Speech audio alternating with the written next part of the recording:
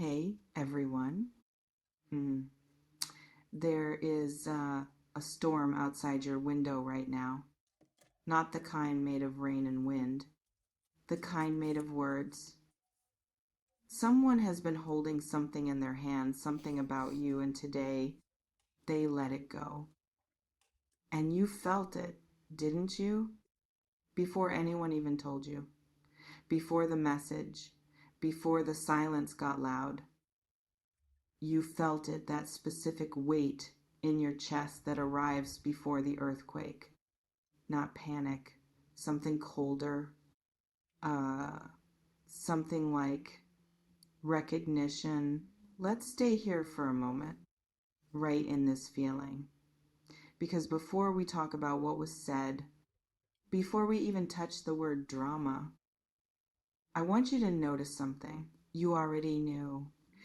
Not the specific words, not the name of the person, not the exact shape of the confession, but somewhere in a room you don't visit often, in a corridor of yourself you keep half lit.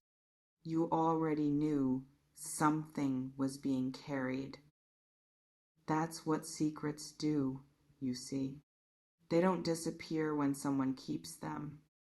They radiate like heat from a wall that's been in the sun all day. You press your hand against it and you think, why is this warm? And then you understand. The sun was there long before you noticed. Someone has been standing in the sun with your name in their mouth. For how long? That part only they know. But the warmth you felt, that was real. Your instincts were never broken. They were just speaking a language you weren't ready to translate yet. Now it's out. The secret has a shape now. It has weight, edges, maybe even a face. And the strange thing about a secret finally being spoken is that the world doesn't end. The ground is still beneath your feet. But everything looks slightly different, like someone moved the furniture in a room you thought you had memorized. Nothing is missing, but nothing is exactly where you left it either. And that disorientation, that specific kind of vertigo, is not a sign that you are falling apart. It is a sign that you are recalibrating. Your inner compass is adjusting to new information. That is not weakness. That is intelligence. But let's be honest, because this space, this dark, quiet space between us right now, it only works if we're honest. The drama isn't just about the secret, is it? It's about what the secret implies. It's about the version of events you had built carefully, brick by brick, and what this confession does to that architecture. Some of those bricks may still be standing. Some of them may be dust now, and you are standing in what remains, looking around, trying to figure out what was ever real.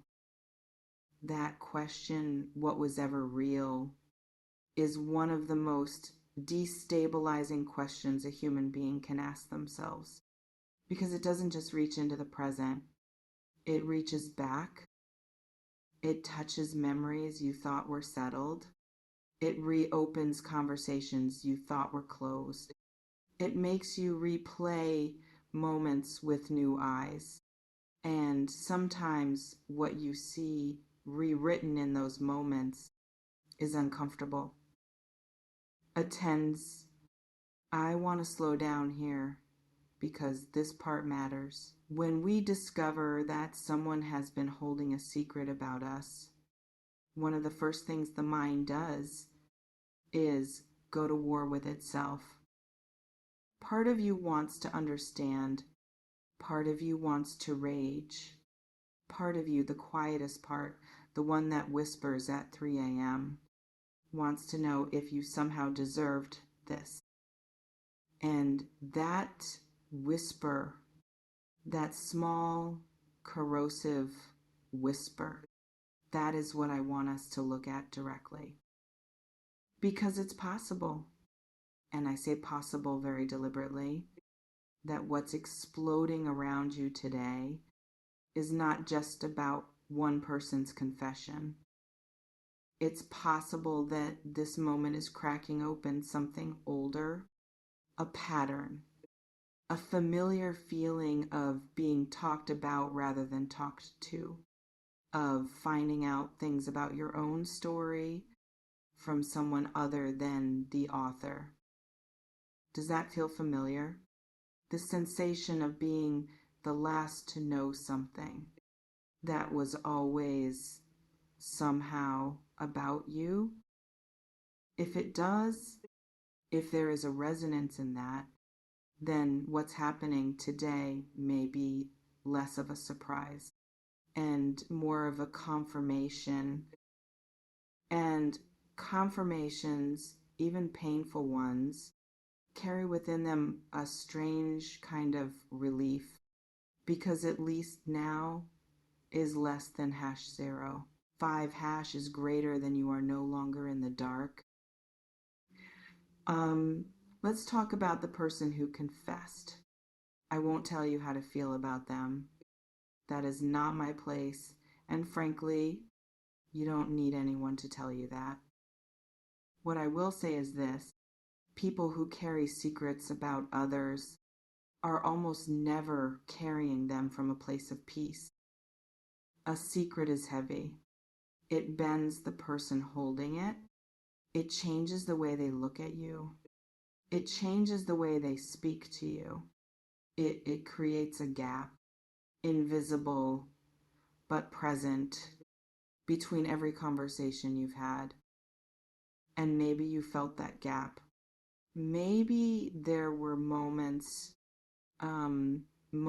where something felt slightly off, where the warmth wasn't quite right, where silence lasted one beat too long, where you smiled and felt the smile land somewhere hollow. You weren't imagining that. You were reading the room accurately. The gap was there. You simply didn't have the language for it yet. Now you do. And this is where something important shifts, if you let it. The drama from the outside looks like an explosion. Loud, chaotic, maybe humiliating. Maybe it's being discussed in places you can't see by people whose names you may not even know. And there is a version of you that wants to collapse into that narrative, to become the story, to let the explosion define the landscape is less than #. 0# is greater than. But here is something worth sitting with. You are not the explosion. You are the person standing after it, still breathing, listening to this, which means regardless of what was said, regardless of who said it, you are still the one holding your own lamp. And that matters more than the drama ever will. C'est étrange, mais j'ai l'impression. What's harder than the confession itself is the question of trust. Because once a secret like this surfaces, the mind doesn't just question the person who kept it. It starts to question everything. Who else knew? Who was watching and saying nothing? Which of your relationships have been quietly shaped by something you were never told? That is an exhausting place to live. And it's possible, very possible, that your mind is there right now, running corridors, checking walls, looking for the exits in conversations that happened months ago. If that's where you are, I want you to hear this clearly. You cannot audit the past into safety. You can revisit it. You can learn from it. You can allow it to sharpen your instincts, but trying to go back through every memory with a flashlight, searching for every hidden thing, will not give you peace. It will only make the past feel like a crime scene. You can never leave, and you deserve to leave. Not in denial, not in forgetting, but in the kind of conscious, deliberate choosing that says, I see what happened. I understand what it cost me. And I am not going to let it become the architecture of everything that comes after. Here is a question I want to leave in the air between us. A dark one, but a freeing one, if you let it be. What part of the story that was told about you is a story you have also been telling yourself? Because sometimes, not always, but sometimes, the secrets others carry about us are just louder versions of the whispers we've been living with quietly, the fear that we are too much or not enough, the suspicion that behind the warmth of certain relationships, there was always a different temperature. The old familiar ache of being misunderstood by people who claim to know you. If that resonates, if there's a sting in that, then maybe the most important thing this explosion has done is not expose someone else. Maybe it has exposed a wound in you that has been waiting quietly, patiently, for exactly this kind of light. Not to be judged, not to be shamed, but to be seen. The drama will move, as dramas always do. The noise will shift to someone else's story. The people who are speaking your name in rooms you can't enter will find another name eventually. That is the nature of this kind of fire, is less than #0. 5 hash is greater than it burns bright, and then it moves. But you will remain after the smoke, after the silence returns, after the notifications stop and the conversations fade. You will still be here in your own body, in your own life, with your own choices ahead of you. And the question that will matter, the only one that will truly matter, is not what did they say about me. The question is, who am I now that I know? That is not a small question. It is possibly the most important question this moment is asking you to sit with. And I don't want to rush you through it with comfort or with easy answers, because you don't need easy answers. You need honest ones, and the honest ones only come from inside you. Laisse-moi ralentir un instant, because I want to talk about something that doesn't get said enough in these moments. Surviving a public drama, even a small one, even a private one that only feels enormous to you, takes a specific kind of courage that looks like nothing from the outside. It looks like sitting still. It looks like not responding. It looks like choosing silence when every instinct in you is screaming to defend, to explain, to justify. And it's possible, very possible, that the most powerful thing you can do right now is absolutely nothing visible. Not because you are passive, not because you don't have a voice, but because the fire that burns without fuel eventually goes out, and every response, every defense, every explanation you offer is fuel. Sometimes the most devastating thing you can do to a drama is simply not feed it. You hold that power right now, in this moment, the power to decide what receives your energy and what does not.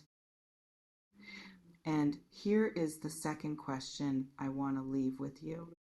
The darker of the two, the one that asks something of you rather than just asking about you. What version of yourself, the one that needed to be protected by secrets, or the one that perhaps kept secrets of its own, are you ready to let go of? Because drama at its root is almost always about versions. The version of you that others constructed, the version of you that you performed for safety, the version of you that existed in the space between what was said and what was true. It's possible that this explosion, as painful and as humiliating as it may feel, is the universe's blunt, graceless way of clearing the stage, of removing a version of you that was never entirely honest anyway. That was constructed for an audience. You no longer need to perform for. And what remains after the version collapses might be something quieter, something less polished, something that doesn't need to be defended because it has never been a performance. That version of you cannot be touched by a confession, cannot be diminished by drama, cannot be reduced to someone else's narrative, because it has never lived inside someone else's story. It lives in you. It has always lived in you. And today, in the smoke and the noise and the disorientation, it is still there. Steady, breathing, waiting for you to come back to it. So come back to it, not all at once. Not with a plan or a strategy or a perfectly worded response to what was said. Just one breath, one choice, one moment of deciding that the storm outside your window does not get to dictate the weather inside you. You are not the secret that was kept. You are not the drama that erupted around it. You are not the version of yourself that others have been quietly narrating in conversations you weren't part of. You are the one who knows their own name, the one who, even in the middle of an earthquake, is still asking the right questions, still listening, still here, and that in a world that runs on noise and reaction and the hunger for drama, that is not nothing. That is everything. Stay in your own light, even when someone tries to rewrite it, even when the story being told about you sounds nothing like the one you know to be true. You hold the original. You always have. And no confession. No matter how loud, no matter how shocking, can take that from you.